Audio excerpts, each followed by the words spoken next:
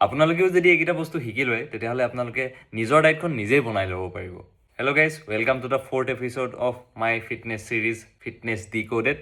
তো আজিৰ টপিকটো হ'ল how to make a fat loss diet for yourself. মানে আপুনি আপোনাৰ নিজৰ কাৰণে এখন ফেট লছৰ ডায়েট কেনেকৈ প্ৰস্তুত কৰিব। তো আজিৰ ভিডিঅ'টোত মই আপোনালোকক চিম্পল ফৰ্মুলাটো শিকাই দিম। তো আপোনালোকে নিজৰ ডায়েটখন বনাবলৈ ফাৰ্ষ্টতে আপোনালোকৰ মেইনটেনেঞ্চ কেলৰিটো উলিয়াই ল'ব লাগিব। সেইটো আপোনালোকে গুগলত যিকোনো প্ৰকাৰে উলিয়াই ল'ব পাৰে, বা আজিকালি ChatGPTৰ দিনত আপোনালোকে তাত দি দিলেও উলিয়াই দিব। বা এটা চিম্পল ফৰ্মুলা আছে, আপোনাৰ ৱেইটটো পাউণ্ডত ল'ব, আপোনাৰ ৱেইট যিমান হয় তাৰ পাউণ্ডত লৈ পিনি সেইটোৰ লগত আপোনালোকে 14 বা 16 ইনটু কৰিলে যিমান ওলায় সেই মাজৰ ৰেঞ্জটো আপোনালোকৰ মেইনটেনেঞ্চ কেলৰি ৰেঞ্জ হয়।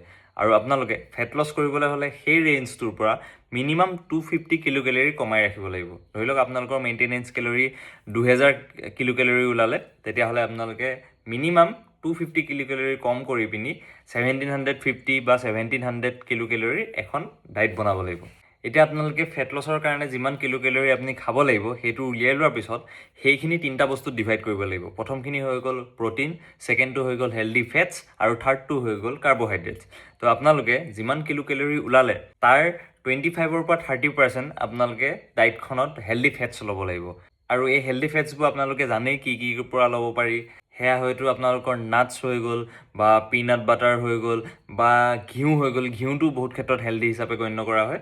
আৰু লগতে আপোনাৰ পনীৰ হৈ গ'ল, তাত প্ৰ'টিন চ'ৰ্চো থাকে, হেল্ডি ফেটছো থাকে। তো সেই 25ৰ পৰা 30% আপোনালোকে ডায়েটখনত এই হেল্ডি ফেটছখিনি ৰাখিব লাগিব। তাৰপিছত বাকী 30ৰ পৰা 35% আপোনালোকে ৰাখিব লাগিব তাত প্ৰ'টিন চ'ৰ্চেছ। আৰু সেই প্ৰ'টিন চ'ৰ্চত আহি গ'ল আপোনালোকৰ মাছ, মাংস, ডিম, দালি, চয়াবিন, লগতে প্ৰ'টিন পাউডাৰ, এনেকুৱা টাইপৰ এই প্ৰ'টিন জাতীয় বস্তুখিনি আপোনালোকে 30ৰ পৰা 35% ৰাখিব লাগিব।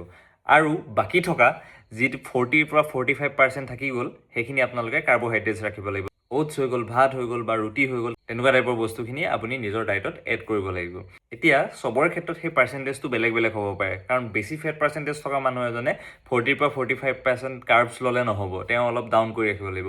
কিন্তু এইখিনি ক্ষেত্ৰত আপোনালোকে এটা বস্তু মন কৰিব লাগিব যে বহুতৰ মুখৰ পৰা শুনি অহা আপোনালোকে ভাত এৰি দিয়া, ট'টেলি ৰুটি এৰি দিয়া, মানে কাৰ্বহাইড্ৰেট নীল কৰি দিয়া, কিটো ডায়েটত অহা এই কাণ্ডটো নকৰিব।